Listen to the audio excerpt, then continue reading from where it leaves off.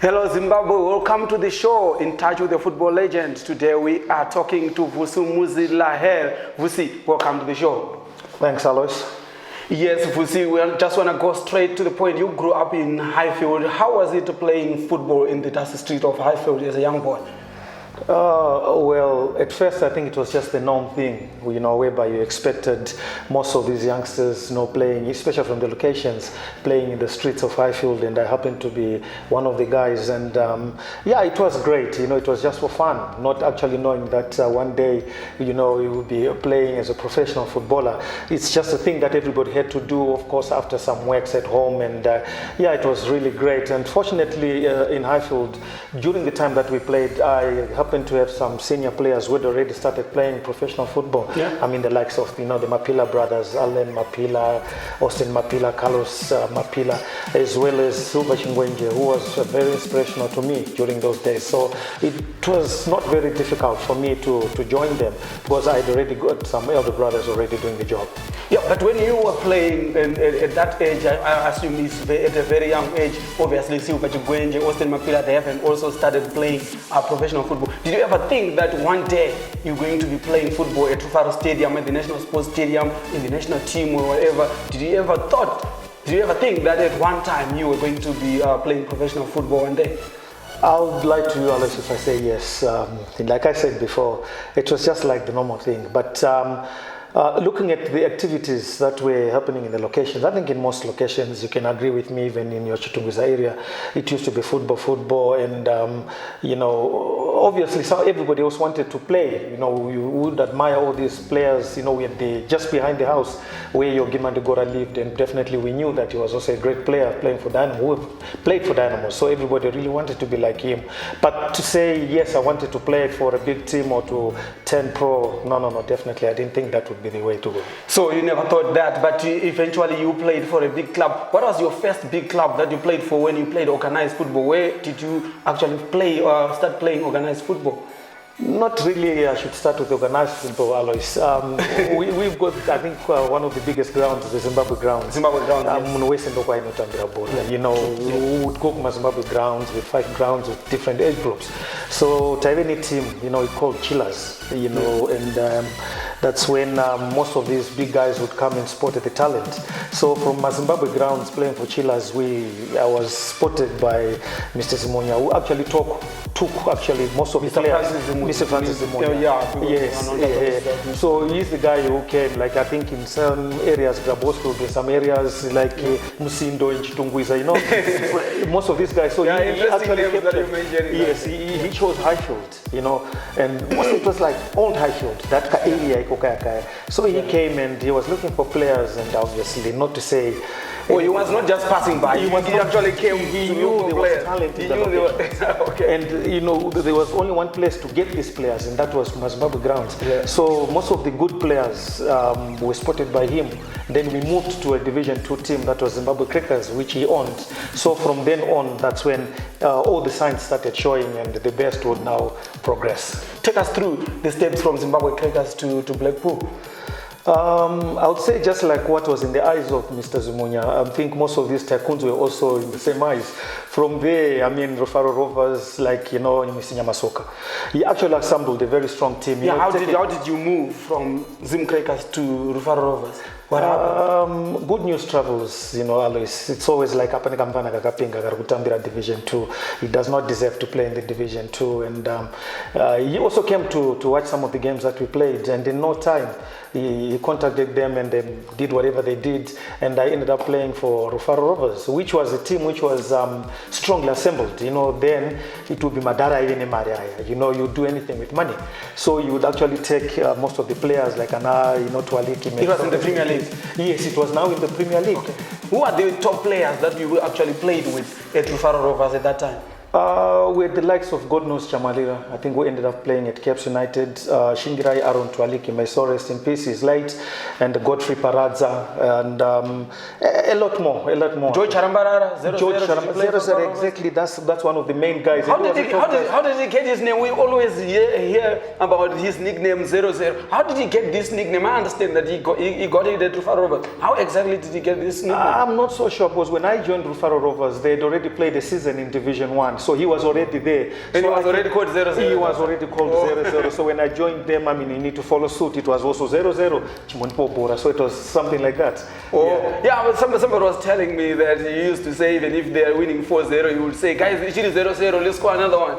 Maybe just trying to make the guys not to relax. You know how it's like, even if you tend to relax a lot. So I think that was maybe his norm of saying things with Oman, he's 0-0, just to try and push the rest of the guys so they don't relax. I'm sure I think that's where it came from. So that was actually a very good, a very strong team. And also Batla Masango? Exactly, Batla Masango. Yes. A name to be mentioned. Batla Masango as well was in that team. Yes. A very strong team. Shingi Aaron, Joy Charambarara, Changwani, you yourself. So that was actually a good. Jonathan Sanangurwa. Exactly, and Godfrey Paradza, George Mandizidza, Gilbert Kapuka. You know, most of all those guys played for that team. It was a strong, well-assembled team. Yeah, I know. I remember Godfrey Paradza, Jonathan Sanangurwa, they came from Darenti. That's right. At that time because they were suspended from Darenti. Right. Yes, and when we came in, they made way for us. That's when they joined. Okay, you then moved to Blackpool. And obviously somebody also used travel, like we say. Somebody heard about you, then they came for you? You know, really, I think I had a manager who... You now had a manager? I had a manager. You were ahead of the times. A lot of youngsters now, they don't even have a manager. To be honest, I had a manager and everything was done under him. I was just told like the next morning, come on, we are now going to train Morris Depot. And I'm saying, Mdara, where am I going? Who was the manager? No, Mr. Zimunya, definitely. I mean, all my life, football, junior football, up to the time I left football, I mean, he always been my manager. And most of the guys, even the guys, Modifes, Meso, rest in peace, Caps United, and most of the guys were very prominent, were under Francis Zimunya. Because he managed to get the best crop from all. Because you were loyal to him, because he is the one who found you in the ghetto at Zimbabwe Town, then you just grew with him, which is actually quite... Yeah, it was interesting. And the Maria Famba Mbuti, so you know, Namdara, you'd open Mbutu Mbutoroka, you know, to Masensi.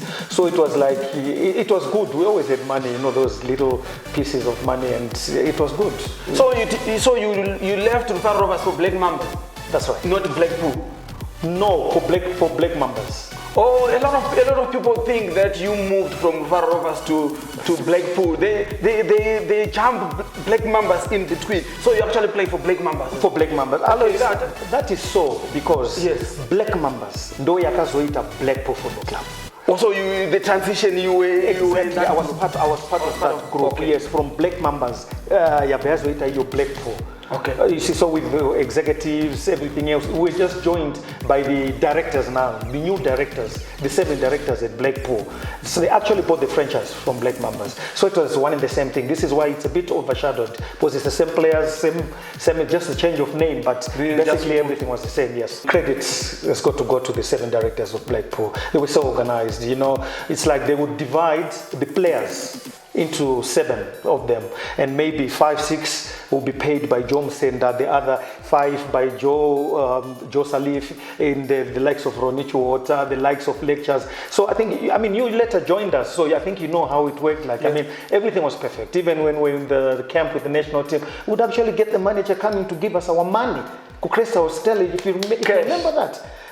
We were in camp, our salaries would come, if you remember, in envelopes with the treasurer then. So these guys were well organized. I mean, we would fly. We didn't know things like, you know, going by road to fly. No, there's no way. We would fly to all our playing venues. So I think, yeah, that was actually brilliant. But when we come back, we still want to stay with Blackpool. There's an interesting story that we want to talk about Vusila here and the Blackpool. Don't move away, we'll be right back.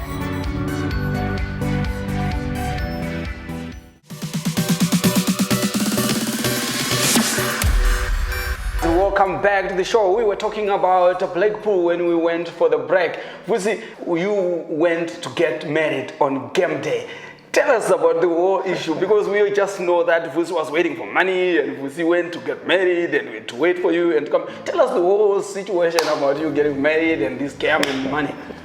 Yeah, Alois, you have taken me aback now. And anyway, it was like I told the directors about It was time then, and you know, Mr. Msenda promised me, no, don't worry about that. That can be sorted out. You know how confident, you know how confident those guys were. And if there was no money, there was no money. But it was difficult, Alois. You still haven't got the money. And he's just telling you on the phone with Iwe. I said, don't worry, you must come to the office at 8 o'clock and collect Maria. You know, and I told him what. But that was risky. It was risky, but I had so much faith and trust. Because imagine Maria was not bad. I mean, it's a funny story, but exactly that's what happened. So the early hours of that same day, I went to office kwa Johnson, and guess what? To my surprise, he just slapped it off and anyway, he took out an envelope and gave me the money I had requested for. And straight away, you know, we had a game.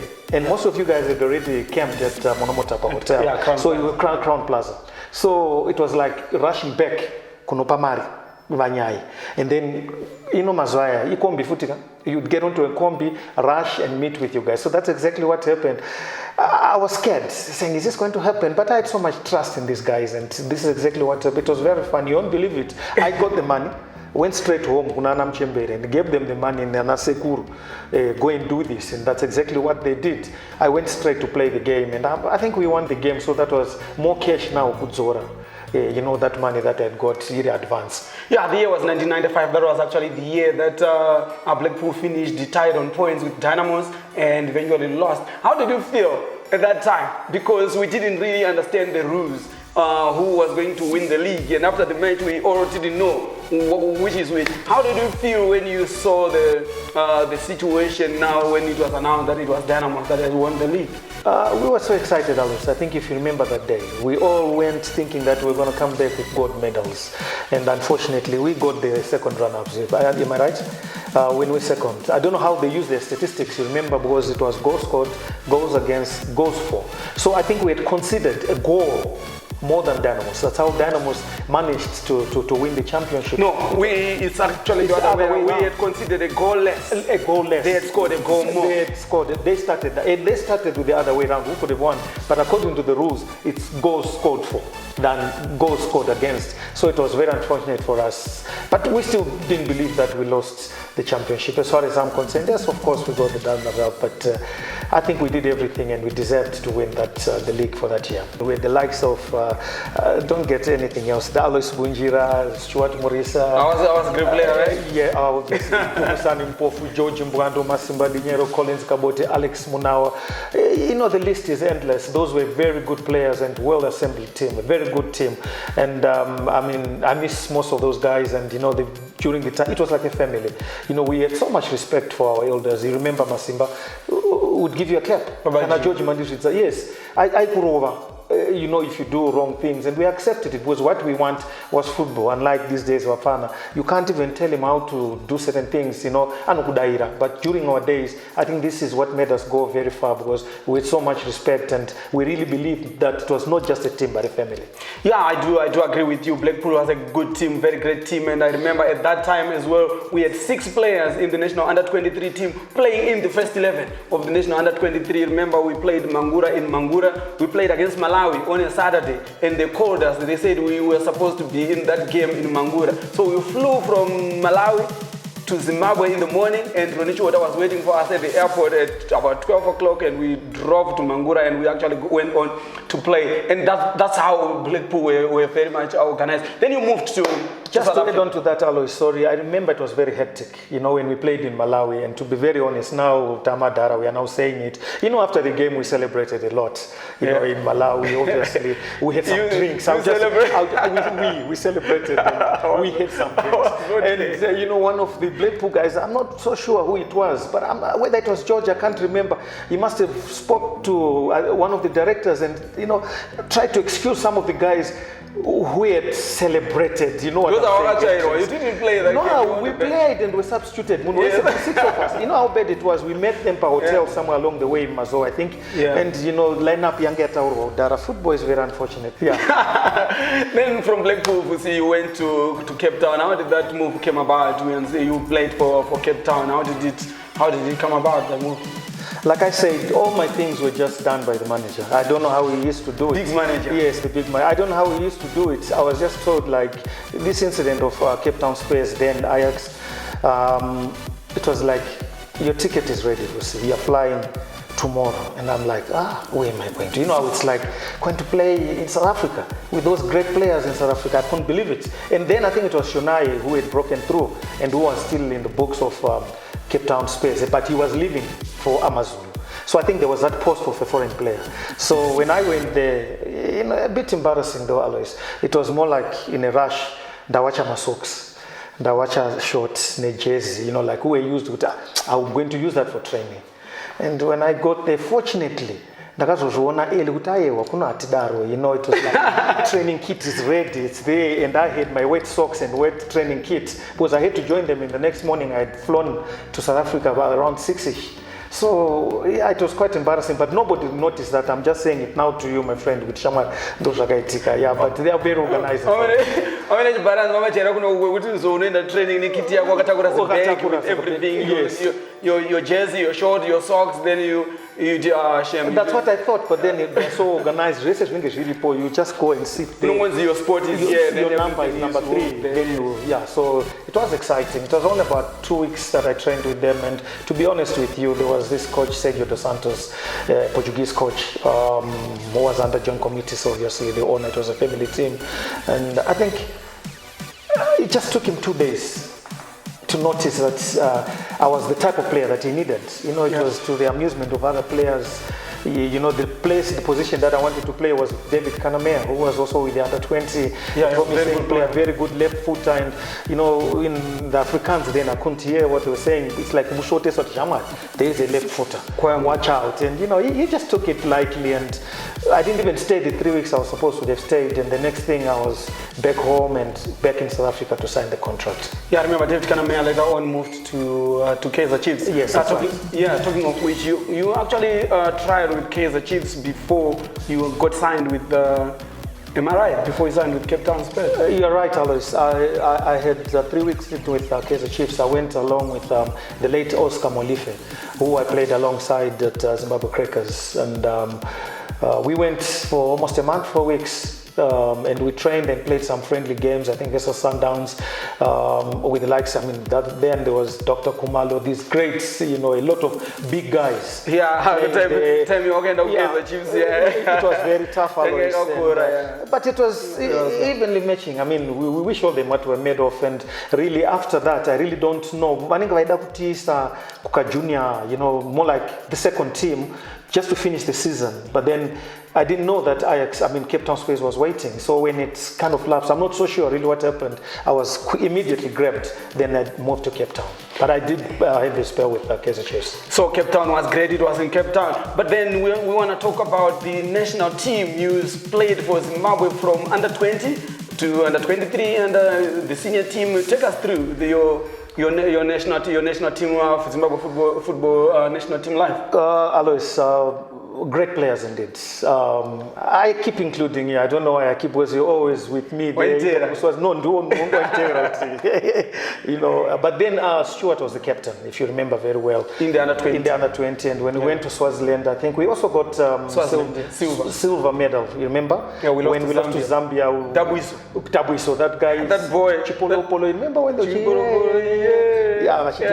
so it was great. We had Chamum Sanu, yourself, Stuart, Alois, Alex Muna, most of the guys, George Mbandesweli, if I'm not mistaken, though he's a bit young. No, George was not He didn't join us then. So yeah, I did have a good spell, and it was very good playing for the under 23s, under 20, and going through the ranks up to the under 23s, where we lost in the finals of the All Africa Games, and also lost in the final qualifier against Nigeria in the 1996 Atlanta qualifiers in the United States. It was a bit of pill to swallow.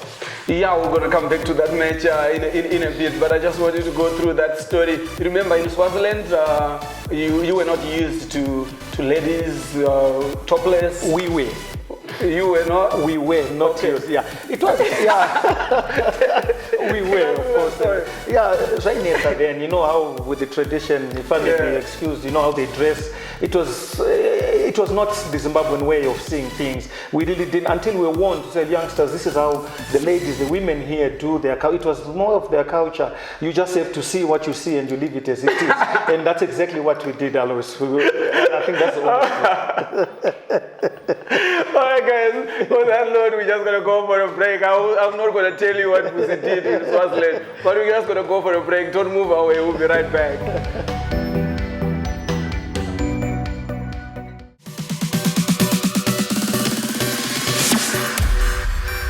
Welcome back to the show. We're talking to Vusimuzi Lahe. We were talking about Swaziland and what they did, as the under-20 boys at Somhlolo Stadium in Swaziland. And why not, if not bar, why not disco? We're not gonna get into that anyway. Don't worry. I'm not gonna tell what you did there. But we just wanna go straight into the national under-23 team. We're talking about the under-20 then. Then we went to the under-23 team. You talked about us losing the final. But I want to touch on the game against Nigeria first. We were playing in the under-23 qualifier, Olympic qualifiers, and you were the captain.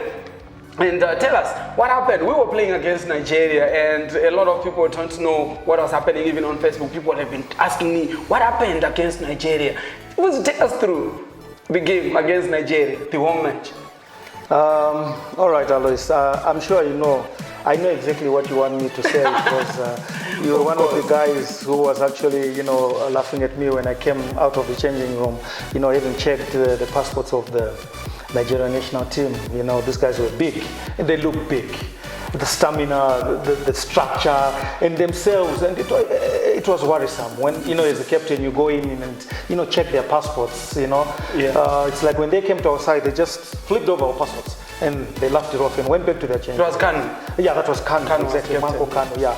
So it was scary what I saw then. If you remember, I came, very scared. Come on, guys. Your eyes. I know. They're already big, and I was trying to emphasize. Everyone was asking you, what happened? Because the moment you went inside, and I'm saying, guys, what happened? They look very big, and Juan, and we are in trouble, guys. We just have to pull up our socks, but we are in for a hiding. That's exactly what I said, if you remember. But later on, knowing ourselves and with the trust and the belief that we had in ourselves, I think we managed to match them 1-for-1. Then we went to Nigeria. We also lost 1-0. Then we got booted out 2-0 on aggregate. But we should actually pat ourselves on the back because that team, the Nigerian team, actually went on to win the Olympics in 1996.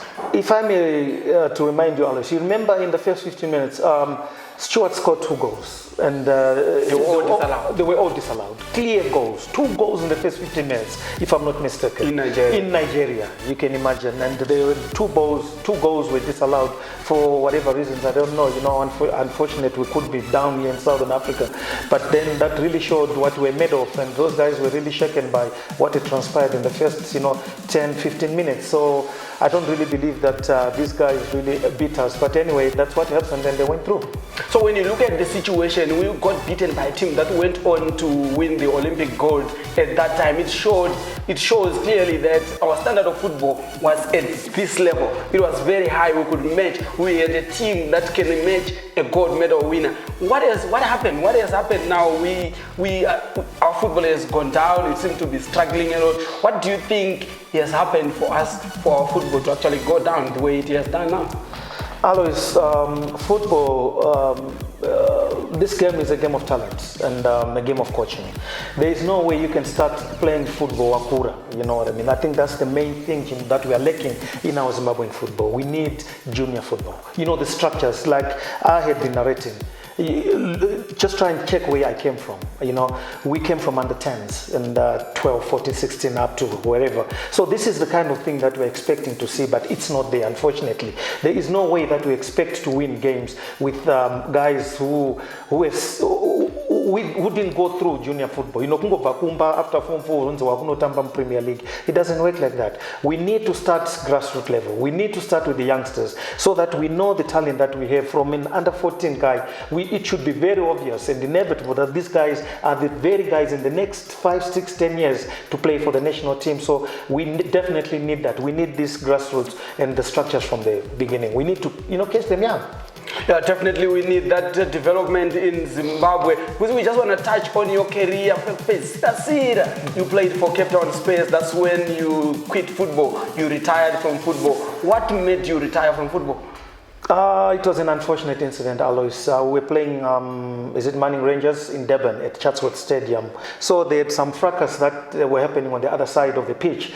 And I was very unfortunate, with my overlapping, tactics. I was very unfortunate that after the incident, the rough incidents, I was the man on target, and straight away, that was Karen Jordan.